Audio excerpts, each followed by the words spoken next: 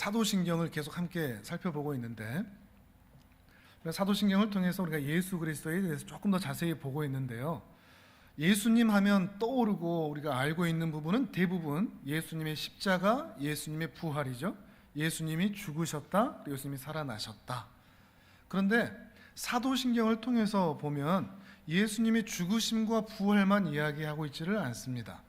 예수님의 이 땅에 오심, 성육신하심, 그리고 예수님이 고난받으심, 죽으심, 장사되심, 그리고 부활하심, 승천하심, 하늘에 오르심, 하나님 보좌 우편에 앉아 계심, 그리고 언젠가 마지막 때에 그 예수님께서 하늘의 권세를 가지시고 다시 이 땅에 재림하심, 다시 오심, 이렇게 연결이 되어 있습니다.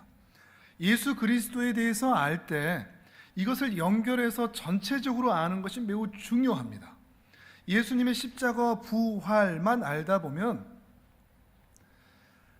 내 개인의 구원, 이거로만 머무를 때가 굉장히 많습니다. 예수님이 죽으시고 부활하셨으니 내가 구원받았다 하는 것으로 끝나는 거죠. 그리고 거기다가 예수님에 대해서 이 땅에 오셨던 인간 예수로만 아는 경우들이 또한 많습니다. 예수님을 부분적으로 아는 것이죠. 그런데 이것을 연결해서 보면 예수님이 인간 예수로만 아는 것이 아니라 하나님이신 예수님이라는 것을 함께 연결하게 되고, 내 구원, 내가 구원받은 것에만 머무르지 않고 하나님의 사랑, 하나님의 일하심, 특별히 성부 하나님, 성자 하나님, 성령 하나님이 연결되어 고백하는 신앙 고백을 충분히 연결하여 알게 될 때에는 하나님에 대해서 더 깊이 알게 된다는 것입니다. 그래서 그 은혜에 대해서 우리가 감사하게 되는 마음을 함께 알게 되는 것이죠. 그러니 이 사도신경을 통해서 여러분이 폭넓게 아는 은혜가 있기를 바랍니다. 연결하여 아는 은혜가 있기를 바랍니다. 할 수만 있다면 첫 번째 시간부터 설교를 다시 한번 쭉 들어보시는 것도 굉장히 좋을 것입니다. 가능하면 말씀을 전할 때 교리적으로만 설교하지 않고 어떻게 하면 이 사도신경의 문장 하나하나가 오늘 나와 깊은 연관이 있는가, 그 말씀이 나와 어떤 상관이 있는가 하는 것으로 연결하여 말씀을 전하려고 하고 있는데, 문장 하나하나를 통해서 그 하나님에 대해서 알게 되고 그 하나님을 통하여 오늘 우리의 신자의 삶을 살게 되는 그 복된 은혜가 있기를 바라는 것입니다. 오늘도 하나님 하나씩 잘 살피면서 여러분의 신앙에 큰 유익이 있기를 주님의 이름으로 축복합니다. 오늘의 신앙 고백을 또 함께 읽어보실까요? 오늘의 신앙 고백 화면을 보면서 같이 읽어봅니다. 시작. 하늘에 오르시어 전능하신 아버지 하나님 우편에 앉아 계시다가. 아멘. 우리가 지난 주일에 예수님께서 하늘에 오르셨다 그 얘기를 함께 나누었었죠. 그래서 본래 하나님의 자리에 올라가셨다 하는 말씀을 함께 보았습니다. 그리고 오늘은 지금은 전능하신 하나님 우편에 앉아 계신다 하는 이 고백을 함께 보고자 합니다. 근데 우리가 하는 이 고백, 예수님이 전능하신 아버지 하나님 우편에 앉아 계신다 하는 이 표현을 우리가 아무런 저항 없이 그냥 자연스럽게 봤지만, 조금만 더 깊이 생각해 보시면 좀 생각해 볼 분이 굉장히 많습니다. 이상한 표현이라고 할 수 있습니다. 왜냐하면 하나님은 영이시기 때문에 그렇습니다. 하나님에게 오른쪽이 있습니까? 왼쪽이 있습니까? 영이신 하나님이신데 하나님이 앉아 계신다는 의미가 뭘까요? 그러면 서서 계실 때도 있다는 말입니까? 왜 앉아 계신다고 하시는 것인가? 영이신 하나님이 왜 앉아 계신다는 그 표현을 하고 있는 것인가 하는 것입니다. 하나님이 영이시다 하는 부분이 굉장히 중요하고, 우리가 앞부분에서도 이거에 대한 설명을 드린 적이 있는데, 우리는 하나님이 영이시다라는 이 표현을 무속신앙적인 그런 배경이 있다 보니까 홀령이다, 육신이 없는 상태다 정도로 우리 인간의 수준으로만 생각할 때가 굉장히 많이 있습니다. 그런데 하나님이 영이시다라는 표현은 그저 홀령으로 있다라는 정도의 의미가 아니라 우리 인간과 차원이 다른 존재다 하는 것을 내포하고 있습니다. 우리 인간과는 완전히 차원이 다른 존재라는 것이죠. 우리는 시간 안에 공간 안에 존재할 수밖에 없습니다. 우리가 존재하기 위해서는 반드시 시간이 필요합니다. 공간이 필요합니다. 어떤 물질들이 반드시 필요합니다. 아무것도 없는 상태에서 우리는 존재할 수가 없습니다. 하다못해 공기 하나만 없어도 우리는 숨을 쉴 수가 없는 존재이죠. 그런데 하나님이 영이시다라는 것은 하나님이 존재하기 위해서 시간이 필요한 것이 아니다. 공간이 필요한 것도 아니다. 어떤 물질이 필요하지도 않다. 어떤 물질이 없어도 하나님은 존재하시는데 아무런 영향을 끼치지 못한다. 이런 의미가 바로 하나님은 영이시라는 의미라는 것입니다. 예를 들면 불이 존재하기 위해서는 그 불이 타오를 수 있는, 연소할 수 있는 어떤 물질이 필요합니다. 나뭇가지든 종이든 말이죠. 그런데 하나님은 그런 물질에 의해서 의존하는 분이 아니라는 것이죠. 실제로 이것을 모세에게 시청각 자료로 보여주신 적이 있습니다. 출애굽기 3장 2절의 말씀을 같이 한번 읽어보실까요? 화면을 보면서 읽습니다. 시작. 여호와의 사자가 떨기나무 가운데로부터 나오는 불꽃 안에서 그에게 나타나시니라. 그가 보니 떨기나무에 불이 붙었으나 그 떨기나무가 사라지지 아니하는지라. 아멘. 떨기나무에 불이 붙었는데 그 떨기나무가 타서 사그라들지 않고 있다는 것입니다. 매우 신비한 장면이라고 할 수 있죠. 뭐가 신비한 걸까요? 떨기나무가 신기한 겁니까? 불이 신기한 겁니까? 떨기나무가 중요하지 않습니다. 떨기나무는 불이 붙어 있으면 당연히 타야 되는데, 그리고 그렇게 타오르는 나무를 통해서 불이 존재해야 되는데, 이 불이 떨기나무와 상관없이 존재하고 있더라는 것이죠. 불은 반드시 어떤 원인이 필요합니다. 그런데 그 원인 없이 이 불이 존재하는 것처럼 하나님은 어떤 원인에 의하여서 존재하는 것이 아니라 스스로 존재하는 분이라는 것을 말해주고 있는 것입니다. 세상에는 항상 무엇이든지 원인이 있고 결과가 있습니다. 우리는 부모님이 계시기 때문에 존재합니다. 우리 중에 부모님 없이 계시는 분 계십니까? 아무도 없습니다. 우리에겐 원인이 있습니다. 계란은 반드시 닭이 있어야 존재합니다. 닭이 없는데 계란은 존재할 수가 없습니다. 세상 모든 것들은 원인이 존재합니다. 그런데 그 원인에, 그 위의 원인에, 그 위의 원인에 쭉 그 원인을 쫓아 가다 보면 최상위 원인이 있는데 그 원인이 바로 제1원인이 바로 하나님이라는 것이죠. 그런데 그 하나님에게는 또 다른 원인이 존재하지 않는다는 것입니다. 하나님이 존재하기 위해서 또 다른 원인, 또 다른 물질, 또 다른 존재가 존재하지 않은 것이죠. 그래서 하나님께서는 모세에게 나는 스스로 있는 자니라 라는 말씀을 하신 것입니다. 조금만 더 어렵게 한자를 써서 얘기하면 자존하시는 하나님이라 하는 표현이라는 것입니다. 또한 하나님은 영이시기 때문에 이렇게 스스로 계실 뿐만 아니라 시간을 초월하여 계시고 공간을 초월하여 계십니다. 이 말씀을 한번 드린 적이 있죠. 시간을 초월하여 계시기 때문에 항상 계시고 공간을 초월하여 계시기 때문에 어느 곳에나 계시는 분이십니다. 항상 계시다는 것은 시간을 초월해서 과거와 현재와 미래를 동시에 계실 수 있는, 시간 안에만 머무르지 않는, 시간 위에 초월하여 과거와 현재와 미래를 동시에 계실 수 있는 분이라는 것입니다. 그렇기 때문에 항상 계실 수 있는 것이죠.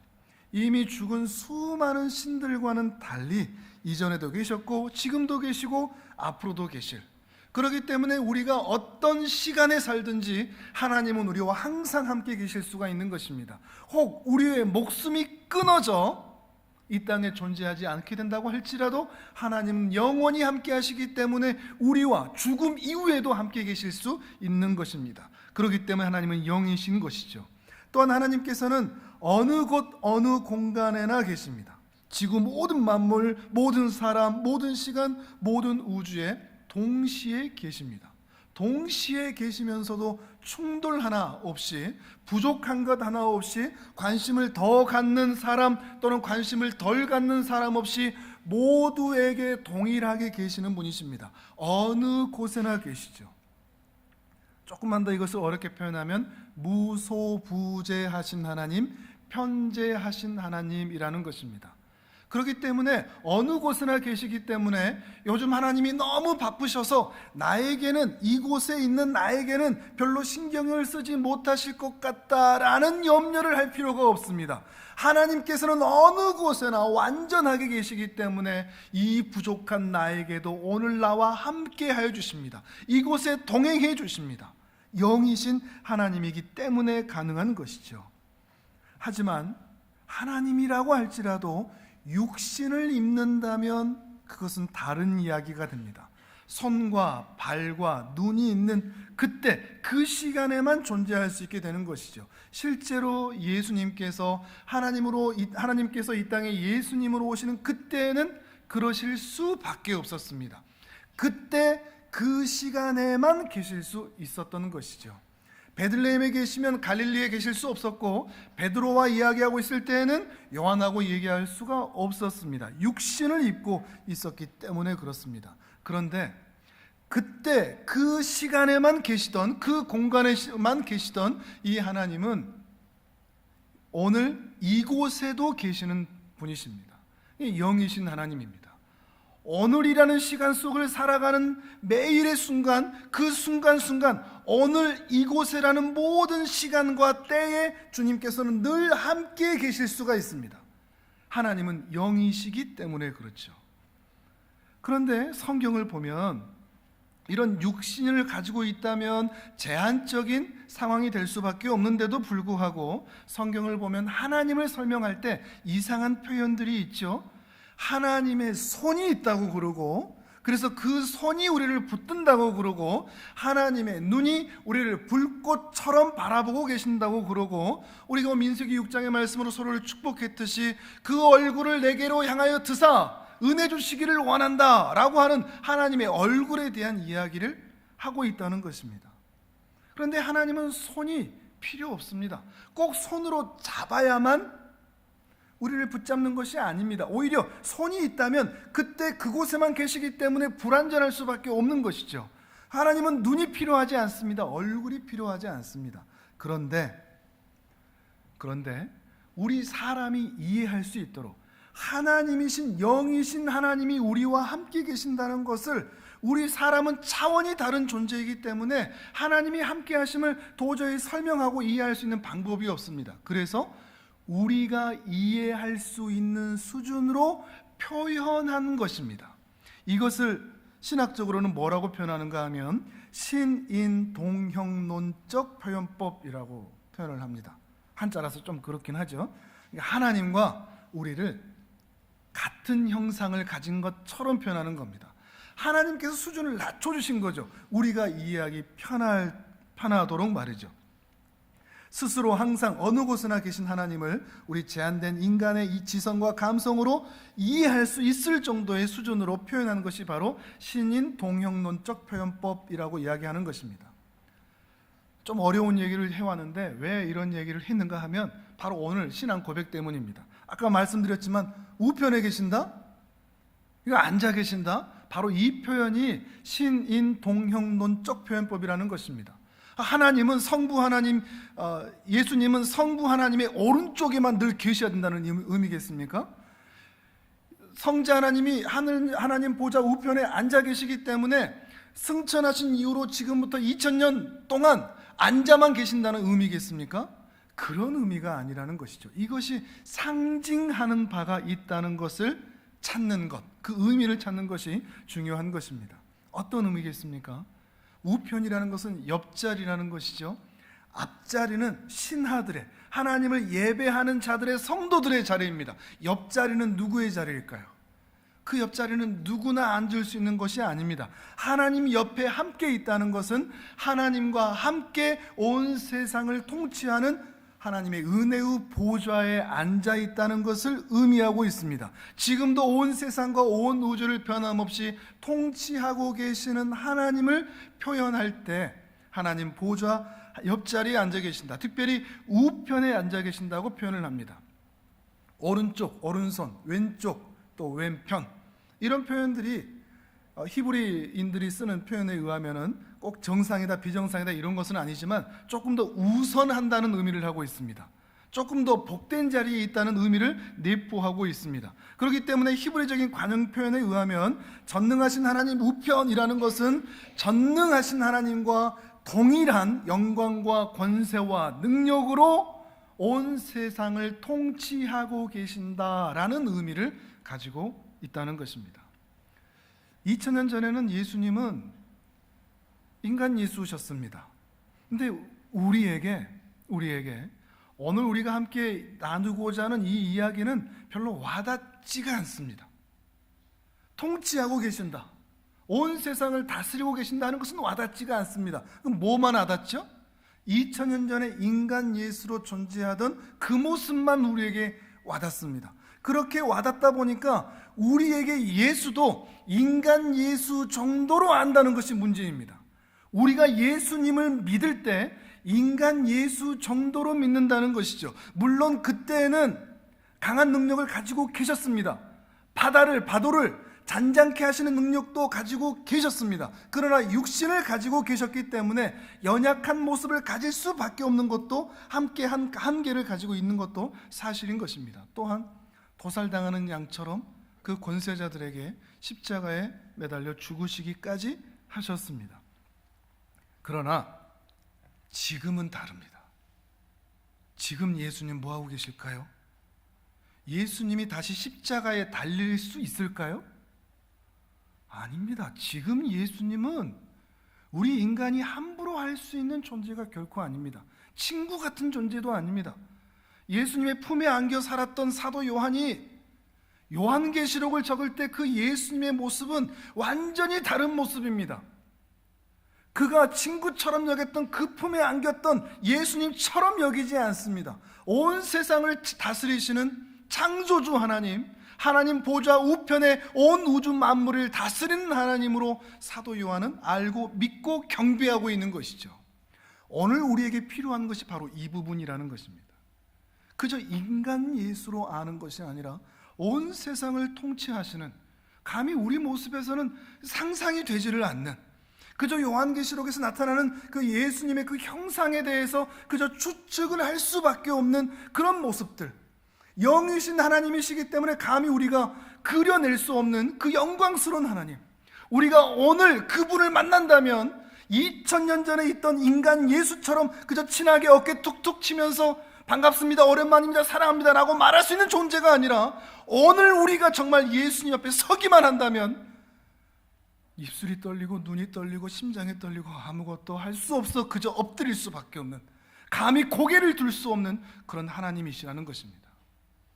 그 하나님을 알고 믿고 예배하는 은혜가 있기를 바랍니다. 왜 이것이 중요한가?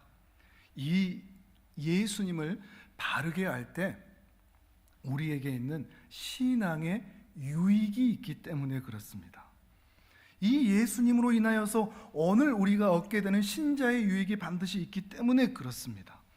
이러한 예수님의 모습은 오늘 우리와 깊은 상관이 있다는 것이죠. 첫 번째, 예수님은 그의 강력한 힘으로 당신의 백성을 보호하십니다. 이것이 이제 우리의 믿음이 된다는 것입니다.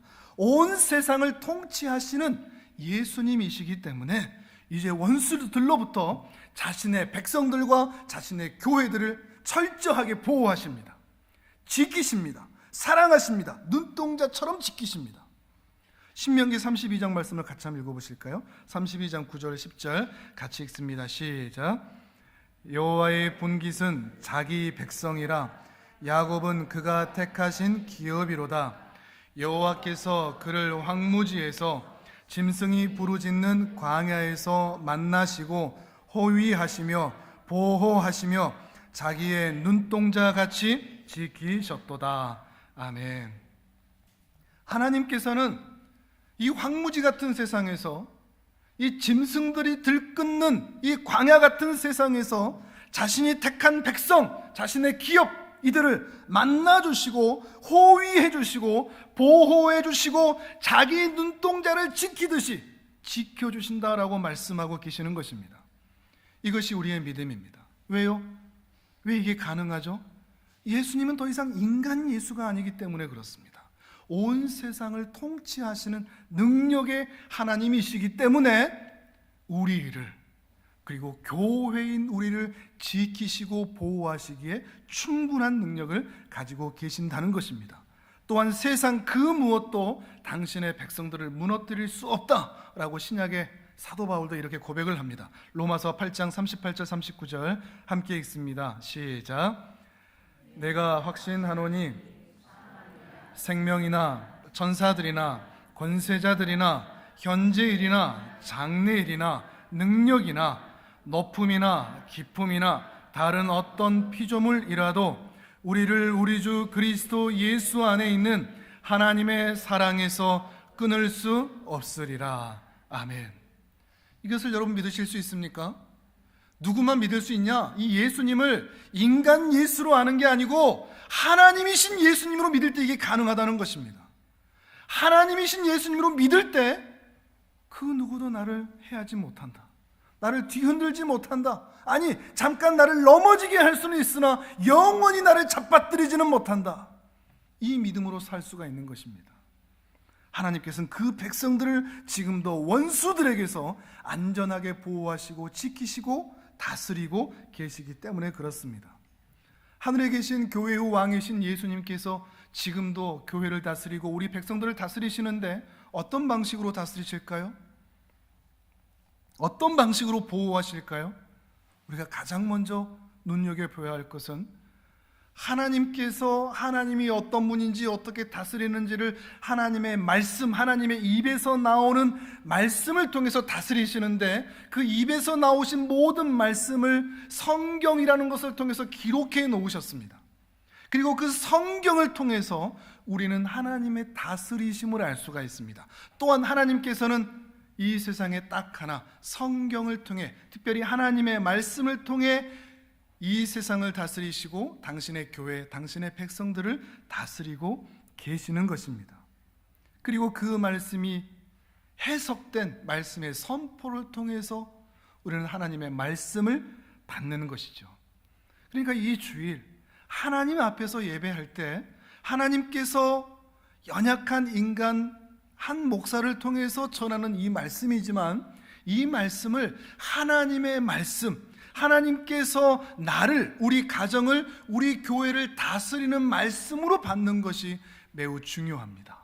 또한 그것이 중요하기 때문에 이 강단에서 선포되는 이 말씀이, 우리가 수요 기도에도 그 말씀들을 나누고 있지만 깨끗한 말씀, 섞이지 않은 말씀, 세상의 유행, 세상의 철학, 세상의 정치, 경제, 논리에 따라서 섞여진 말씀이 아니라 성경 그 자체를 순수하게 전하는, 그래서 하나님의 말씀만 전해지도록 하는 이 강단이 매우 중요한 것입니다.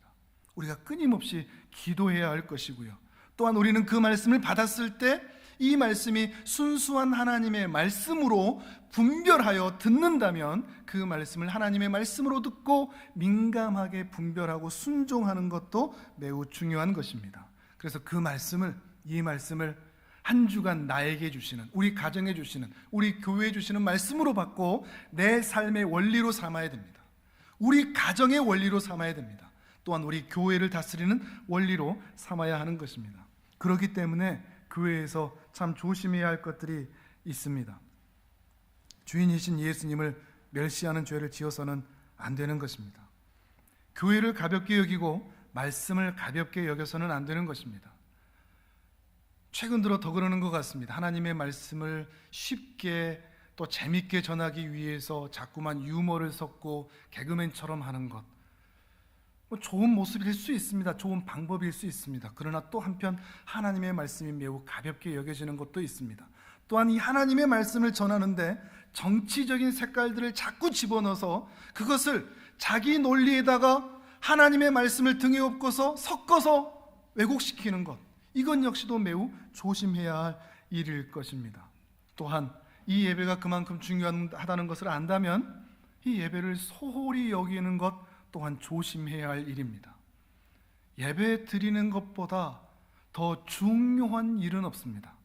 물론 우리는 세상 살아가면서 긴급한 일들은 만납니다. 우리를 힘들게 하는 일들도 만납니다. 그런데 무엇이 가장 중요하냐라고 했을 때는 예배를 드림이 가장 중요합니다. 긴급한 일과 중요한 일을 선택할 때 우리는 중요한 일을 선택할 수 있는 은혜가 있기를 바라는 것입니다. 또한 이 예배를 소중히 여길 뿐만 아니라 구경꾼의 마음, 나그네의 마음으로 대해서도 안 될 것입니다. 왜요? 교회 공동체의 주인이 저 하늘에 계신 하나님이신 예수님이기 때문에 그렇습니다. 목사의 눈치를 보고 사람들의 눈치를 보고 헌신하고 헌금하고 예배드리는 거 그거 원치 않습니다. 그거 하나님 기뻐하지 않으십니다. 우리는 오직 저 하늘에 계신 하나님만 두려워할 뿐입니다. 하나님을 생각한다면 예배드리는 우리의 자세, 그 예배에 임하는, 예배를 바라보는 우리의 마음의 자세는 달라져야만 합니다. 그런데 왜 우리가 예배를 소홀히 여기고 가볍게 여기느냐? 하나님을 인간 예수로 생각하기 때문에 그렇습니다. 내 수준의 인간으로 생각하기 때문에 우리는 단순하게 생각하는 것이죠. 기억하셔야 됩니다. 이 교회는 지금 예수님께서 다스리고 계십니다. 그 예수님이 지금 임재하여 계십니다. 우리 가운데 하나님과 옆에 함께 계셔서 우리의 예배를 받으신다는 것입니다. 이것을 의식한다면 우리 신자가 가져야 할 의무도 있습니다. 우리는 이 예배를 통해서 또한 교회 생활을 통해서 더욱 하나님을 닮아가야 합니다. 예배를 드리는데, 찬양을 하는데, 기도를 하는데 그 찬양하는 입술로 세상에 나가서 욕할 수 없습니다. 험한 말을 할 수 없습니다. 그 기도하는 입술로 다른 것을 먹을 수 없습니다. 악한 것, 정결하지 못한 것들을 가까이 할 수 없습니다. 하나님을 향하여 손을 드는 이 손으로 누군가를 때릴 수 없습니다. 피를 묻힐 수 없는 것입니다. 우리 신자의 의무가 있습니다. 그것은 하나님을 닮아가는 것입니다. 하나님 앞에 예배 드리는 자답게, 그래서 우리의 일상의 삶의 모습을 통하여서 왕의 체면이 구겨지는 행동을 하지 않도록 늘 하나님 앞에서 조심하여 경건하고 거룩한 모습으로 살아가야 한다는 것입니다. 기억하십시오. 우리 교회의 주인은, 왕은 오직 하나님이십니다. 예수 그리스도가 이 교회의 주인이십니다. 그리고 이 교회를 지키십니다. 그렇기 때문에 이 교회는 절대 무너지지 않습니다. 비록 2000년의 역사 가운데 수많은 외합과 유혹과 핍박이 있었을지라도, 내부적인 분열과 정욕과 탐심이 있었을지라도 교회는 지금까지 무너지지 않고 2000년의 긴 역사를 꿋꿋하게 지켜왔습니다. 왜요? 예수님께서 이 교회의 왕이시고 지키시고 다스리시고 보존하시기 때문에 그렇습니다. 또한 예수님은 강력한 능력으로 이 교회와 그의 백성을 지킬 뿐만 아니라 온 세상과 나라도 다스리고 계십니다. 예수님이 하나님 우편에 앉아 계신다고 그랬죠. 앉아 있다고 했습니다. 앉아 있다는 것은 서서 있다는 것과 대비되는 개념이죠. 히브리서 10장의 말씀을 보면 이 의미를 우리가 비교해 볼 수가 있습니다. 히브리서 10장 11절과 12절을 우리 화면을 보면서 같이 읽어봅니다. 시작. 제사장마다 매일 서서 섬기며 자주 같은 제사를 드리되 이 제사는 언제나 죄를 없게 하지 못하거니와 오직 그리스도는 죄를 위하여 한 영원한 제사를 드리시고 하나님 우편에 앉으사. 아멘. 예수님과 누가 비교가 됩니까? 제사장과 비교가 되죠. 구약의 제사장들은 서서 제사를 드렸다 이야기를 합니다. 실제로 구약의 성전이나 성막에는 의자가 없습니다.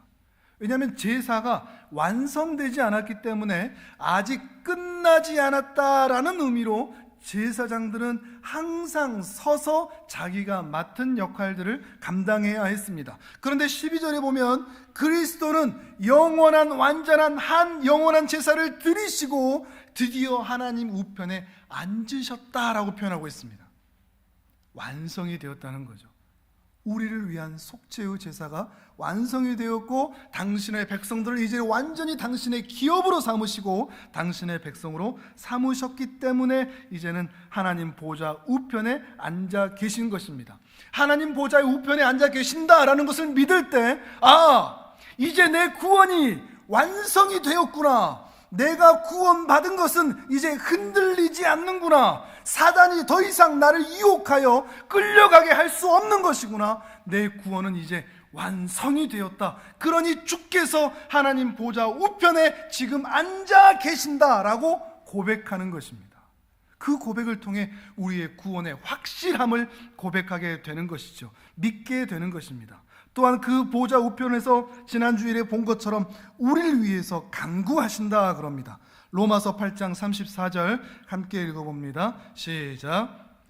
누가 정죄하리요? 죽으실 뿐 아니라 다시 살아나신 이는 그리스도 예수시니 그는 하나님 우편에 계신 자요 우리를 위하여 간구하시는 자시니라. 아멘.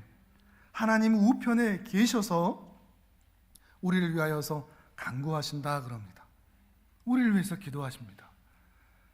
하나님 바로 옆에서 가장 가까운 곳에서 오늘도 나를 위해서 우리 하나님이 기도하고 계신다. 이거 얼마나 든든합니까? 하나님께서 나를 위해 간구하신다니 말이죠. 또한 성자 예수님은 약속하셨던 성령님을 드디어 보내주셨습니다. 사도행전 2장 33절 함께 읽어봅니다. 시작. 하나님이 오른손으로 예수를 높이심에 그가 약속하신 성령을 아버지께 받아서 너희가 보고 듣는 이것을 부어주셨느니라. 아멘. 예수님께서는 지금 하늘에 계시는데 지금 우리와 함께 계시는 분은 성령 하나님이십니다. 그래서 우리가 홀로 있지 않습니다. 성령님을 이미 그때 보내주셨기 때문에 그 이후로 우리와 늘 함께 계시는 것입니다. 또한 예수님은 하나님 보좌 우편에서 온 우주와 모든 만물을 다스리고 있습니다. 오늘 본문이죠. 빌립보서 2장 9절에서 11절의 말씀을 또 함께 읽습니다. 시작. 이러므로 하나님이 그를 지극히 높여 모든 이름 위에 뛰어난 이름을 주사 하늘에 있는 자들과 땅에 있는 자들과 땅 아래에 있는 자들로 모든 무릎을 예수의 이름에 꿇게 하시고 모든 입으로 예수 그리스도를 주라 시인하여 하나님 아버지께 영광을 돌리게 하셨느니라. 아멘. 모든 이름 위에 뛰어난 그 이름을 가지신 예수님께서 온 세상을 다스리십니다. 모두 그 발 앞에 무릎을 꿇지 않을 수가 없습니다. 이제는 심지어 사단마귀라고 할지라도 지옥의 끝까지도 다스리는 분이 우리 예수님이십니다. 그리스도의 권능이 온 우주를 다스리고 계십니다. 그러니 변함없이 겨울이 지나면 봄이 오고 아침 해가 뜨면 해가 지고 그리고 다음 날이 되면 또다시 해가 뜨는 이 모든 역사는 오직 예수 그리스도께서 모든 만물을 온전히 다스리고 계시기 때문이라는 것입니다. 물론 우리 눈에는 그것이 잘 보여지지 않습니다. 우리가 어제까지 함께 말씀을 나누었던 매일 말씀 묵상 중에 에스더서가 있죠. 말씀 묵상 잘하고 계십니까? 잘하고 계시죠? 그 에스더서의 특성이 있습니다. 매우 독특한 내용입니다. 에스더서는 성경에서 유일하게 하나님이라는 단어가 존재하지 않습니다. 여호와라는 이름도 존재하지 않습니다. 성경에서 에스더서만 그럽니다. 그런데 성경을 읽는 그 누구도 그곳에서 에스더를 통하여 모르드게를 통하여 온 유다를 구원하신 이가 하나님이라는 것을 의심하는 이가 없습니다. 마치 우리가 사는 세상 같습니다. 이 세상에 하나님이라는 이름은 지워진 것 같습니다. 그래서 하나님이 안 보이는 것 같습니다. 그런데 신자의 눈에는 믿음의 눈으로 보면 이 모든 만물이 하나님의 계획과 하나님의 능력과 하나님의 다스림으로 지금도 이어지고 보존되고 있다는 것을 모두 확인할 수 있게 된다는 것입니다. 이곳 가운데 하나님께서는 모든 만물을 다스리고 계시는 것이죠. 우리는 믿습니다. 지금도 온 세상은 하나님께서 그리스도를 통해서 다스리고 계시다는 것을 말이죠. 또한 이 시대가 비록 교회가 홀로 떠있는 섬처럼 외로운 것처럼 보이고 능력이 없는 것처럼 보일지라도 우리가 세상을 두려워할 필요가 없는 것은 이 세상 전체가 그리스도의 권세와 능력 아래 있기 때문이라는 것입니다. 놀라운 것은 신자들이 세상 사람들은 당연히 이 하나님의 권능과 능력을 믿지 못하죠. 근데 이 신자들마저도 이 예수님이 온 세상을 다스리고 계신다, 그분의 뜻에 의하여서 이 세상은 돌아가게 되어 있다라고 하는 것을 믿지 못하는 것입니다. 그저 예수님을 알아도 인간 예수, 힘없는 예수, 언제라도 십자가에 달려 죽을 수 있는 예수 정도로만 예수를 믿고 있는 것입니다. 아닙니다. 지금 예수님은 온 세상을 다스리고 있는 분이십니다. 그분을 믿어도 괜찮습니다. 그분이 우리 교회를 다스리시고 그분이 온 세상 만물을 다스리고 계시는 것입니다. 이것을 분명히 믿는다면 우리가 그다지 두려워하지 않을 수가 있다는 것입니다. 안정감을 누릴 수가 있다는 것입니다. 이 믿음을 가지고 정말로 예수님을 사랑하고 온전히 예배하고 뜨겁게 사랑하는 은혜가 있기를 간절히 바라는 것입니다. 이제 말씀을 맺습니다. 세상의 중심은 교회입니다. 이걸 믿을 수 있겠습니까? 예수님의 관심이 교회에 있기 때문에 그렇습니다. 설마 제가 방금 드린 이 말씀을 듣고 세상의 중심이 교회야? 말도 안 되는 소리야, 이런 생각 혹시 들지 않습니까? 그런데 예수님이 정말로 살아계시고 온 세상을 다스리는 것이 분명하다면 당신의 모든 관심이 가 있는 당신의 기업, 당신의 백성, 당신의 자녀들이 모여있는 이 교회가 이 세상의 중심이 될 수밖에 없는 것입니다. 그러니 교회가 세상의 중심이고, 교회가 세상의 빛이며, 교회가 세상의 소금이고, 교회가 세상의 유일한 소망이 되는 것입니다. 교회가 살면 세상도 삽니다. 교회가 죽으니, 성도가 죽어가니 세상도 힘을 잃어가는 것입니다. 창세기 12장 2절 3절의 말씀을 같이 한번 읽어볼까요? 함께 읽습니다. 시작. 내가 너로 큰 민족을 이루고 내게 복을 주어 내 이름을 창대하게 하리니 너는 복이 될지라. 너를 축복하는 자에게는 내가 복을 내리고 너를 저주하는 자에게는 내가 저주하리니 땅의 모든 족속이 너로 말미암아 복을 얻을 것이라 하신지라. 아멘. 아브라함에게 한 약속인데 궁극적으로 이 약속이 누구를 통해서 이루어졌냐? 이 복이 대체 누구를 가리키느냐? 예수 그리스도를 가리키는 것입니다.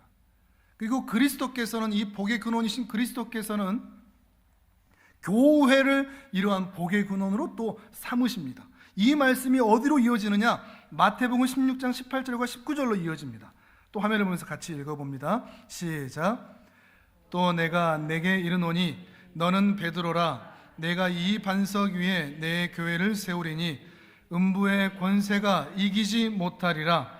내가 천국 열쇠를 내게 주리니 내가 땅에서 무엇이든지 매면 하늘에서도 매일 것이요 내가 땅에서 무엇이든지 풀면 하늘에서도 풀리리라 하시고. 아멘. 교회는 축복의 통로입니다. 교회를 통해서만 천국으로 들어갈 수 있습니다. 교회를 거치지 않고 하나님 나라에 들어갈 수 있는 방법은 세상 어느 곳에도 없습니다. 왜냐하면 성경에서 그렇게 말씀하기 때문에 그렇습니다. 예수님께서 천국의 열쇠를 그 반석을 통해서, 교회를 통해서 천국의 열쇠를 주겠다 약속하셨기 때문에 그렇습니다. 그렇기 때문에 교회가 세상의 중심이고 하나님 나라의 출입구가 대문이 되는 것이고 축복의, 하늘의 복이 흘러나가는 축복의 통로가 되는 것입니다. 이것이 하나님의 뜻입니다. 다만 우리가 기억할 것은 우리가 축복의 통로라고 해서, 그리고 우리를 통해서 이 세상의 중심이기 때문에 세상의 복과 저주가 결정된다고 해서 세상을 저주할 것은 아닙니다. 세상이 대체 왜 그러냐고, 교회가, 목사가, 그 성도가 대체 왜 그러냐고 저주하고 비난하고 정죄하는 일은 우리 일이 아닙니다. 그것은 하나님께 메인 일입니다. 저주할 일은 우리에 속한 것이 아닙니다. 우리가 할 일은 뭐겠습니까? 복을 선포하는 것입니다. 축복을 선포하는 것입니다.